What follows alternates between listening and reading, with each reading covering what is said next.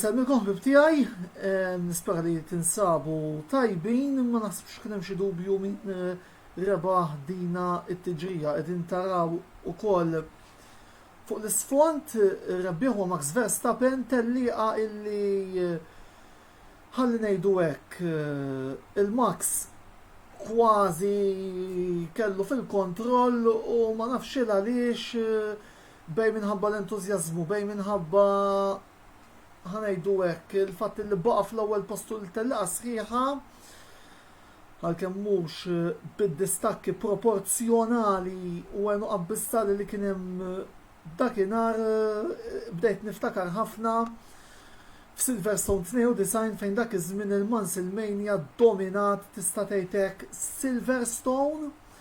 Mansell li ma dakinhar kien rebaħ b'40 sekonda fuq kulħadd hawnhekk Verstappen rebaħ b'xi ftit sekondi.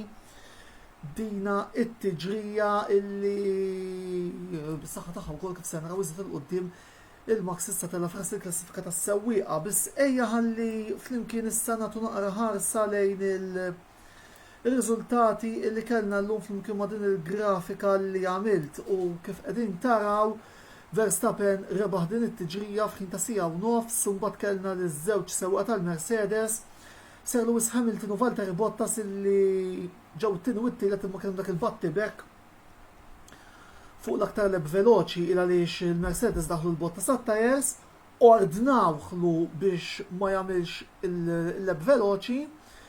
Bottas għamilha xorta tgħid forsi huwa sinjal li Russell ħadlu postu diġà. Il-Mercedes iddaħħal lil Hamilton jagħmel l-aħħar fastest lap fl-aħħar lap u jġib dak il-punt li fin-dejn konti jaf ikun useful kam December fil-fatt ukoll huwa kumment li qed nara minn Joseph Calleja fejn qed jgħid mossa stramba bil-Mercedes meta daħlu lil Bottas u għamel il-fastest lap forsi nasal biex naqbel miegħek fuq ir-raġuni il għalfejn daħlu lis-seftur jagħmel il-pits top minflok daħlu lis-sinjur l-ewwel.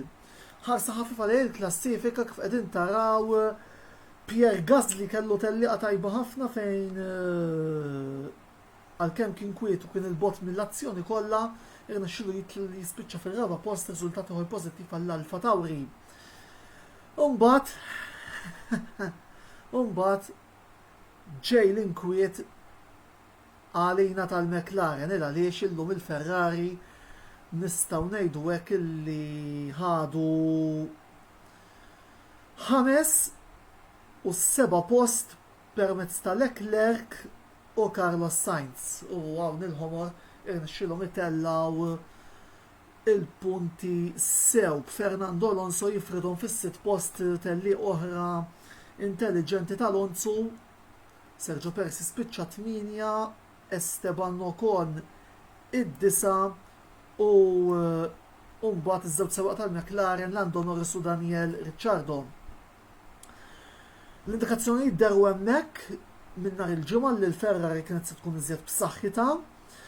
Ikkonfermu mis-sibt Lando meta anke fl-intervista tiegħu der diżappuntat huwa jmeġġew ikkonfermati jilħadd meta kif rajna l-McLaren batejna ħafna biex anzi ġibna punt.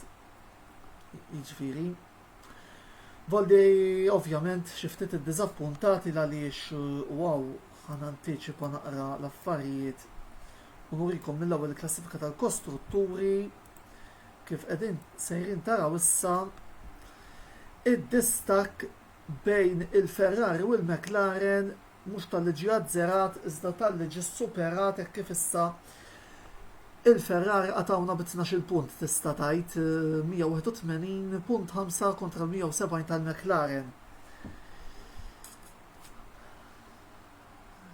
Ifhem.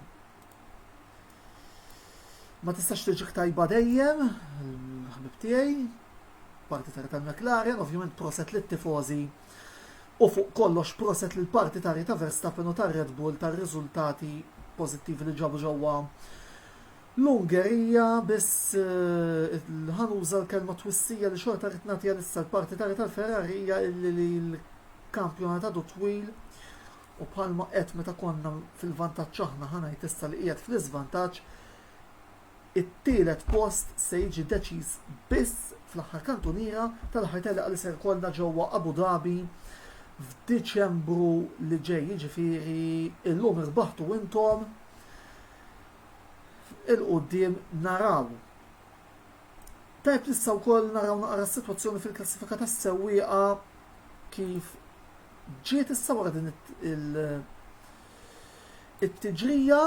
Verstappen jerġa' jitlef ras il-klassifika b'225 punt, Hamilton it-tieni b'221, għandna mbagħad il-Valtteri Bottas 123, Lando jinżel ir-raba' 114, Perez 108, Leclerc 94, Sainz 87.5, mbagħad hemm Gasly li jaqta' lil Ricciardo fil-9 post, kien ser żbaljat 3-6 post, 66 kontra 56 ta' Ricciardo, 46 ta' Alonso u via is-sewwieqa l-oħra, ġifieri issa id-distak relattivament fil-klassifika tas-sewwieqa bejn il-protagonisti huwa ta' 5 punti u jekk il-ġlieda t-tielet post ser tibqa' sal-aħħar,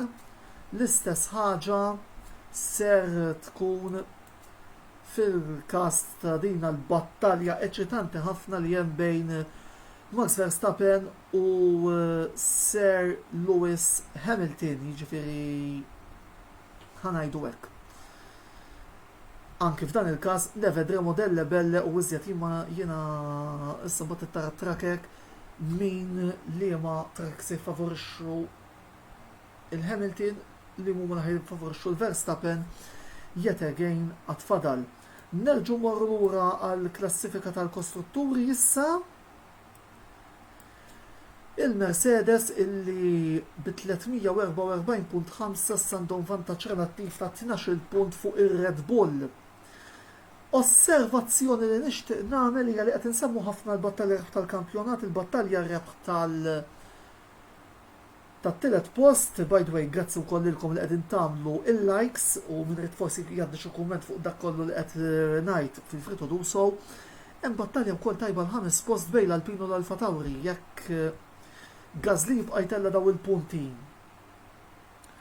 u tnejn tal-Alpine ukoll ħajbqgħu jisfidaw, dik taf tkun sfida mill-aktar interessanti fejn jidħlu il-5 u s-6 post. Mbagħad hemm l-Aston Martin, il-Williams u l-Alfa Romeo ma dawk nistgħu ngħidu hekk il-punti huma ftit maqtuwajn u pjuttost qegħdin għalihom. Nar il-ħadd li ġej, il-Formula territorjana f'Monza, trakka veloċi, suppost tiffavorixxi il-McLaren, ovvjament jien nitkellem fuq il-ġlieda tiegħi għat-tielet post, qed tara kumment relattivament negattiv ħafna minn għand Jordi fejn qed jgħid għandna xort inżommu s-7 post. Jordi, voldiri inti qed taħseb li l-Williams se jaqbżukom sal-aħħar tal-istaġun, naħseb li naqra farfetched fl-opinjoni tiegħi.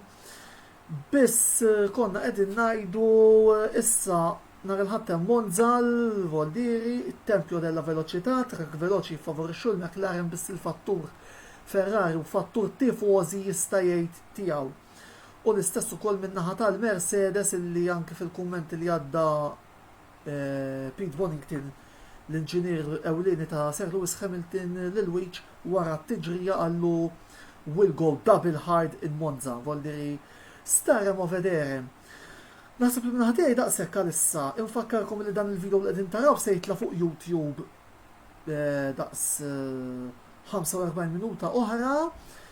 Għada joħorġu l-antopaġelli għal Grand Prix tal-Olanda, mbagħad mill-erba nibdew il-programm tas-soltu relatat ma' din id-darba l-Grand Prix tal-Italja, l-aħħar triple header illi kellna għanna għal dan l-istadju. Qed naraw ukoll Jordi Dittel li għantelqu mal-Williams konna ma' distakku għana naqra kbir Jordi, madwar 30 tista' tgħid punt bejnietkom, jiġifieri u xorta nemmen li Vettel xi punti se jġib minn hawn jew minn hemm.